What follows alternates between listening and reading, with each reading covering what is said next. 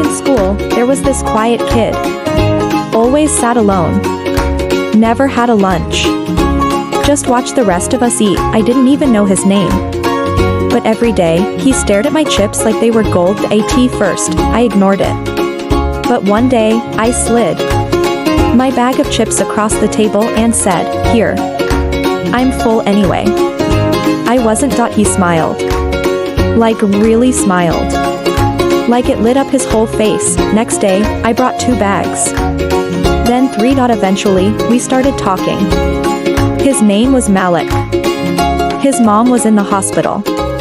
His dad had lost his job. He said lunch wasn't always an option, but we kept trading stories for chips.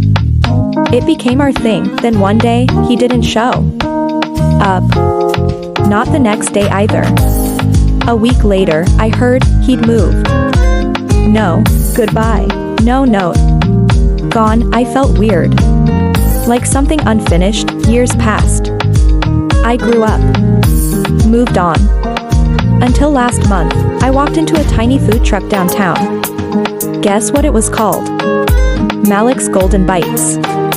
He turned around, saw me, and laughed. "You still bring extra chips," he said. That he pointed at the menu.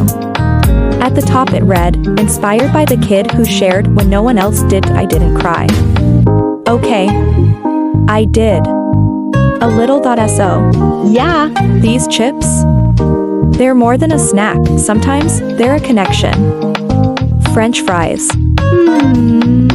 He handed me a fresh basket of fries. Crispy. Golden. Just like I used to give him. But this time, with his own twist, smoky paprika, a little honey drizzle, rosemary salt. He smiled. I call it the thank you fry. It's our best seller. I sat at one of the tiny tables outside the truck, taking that first bite, and suddenly, I was back in that noisy school cafeteria. That quiet kid with big eyes. That first chip. That first smile. "You changed my life," he said, sitting across from me. I thought I was invisible. But you saw me. I didn't know what to say. I just nodded, holding back tears. That he added softly, "That tiny act? It made me want to feed people. Make them feel seen too." And he did. Every customer who stopped by smiled a little brighter. Because he didn't just serve food, he served kindness. Before I left, he handed me a small brown bag. "Free chips?" I joked. "No," he said. "The original recipe. Yours. I've been protecting it all these years." Inside was a note.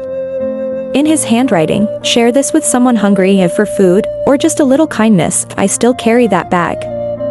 Still. Share those fries.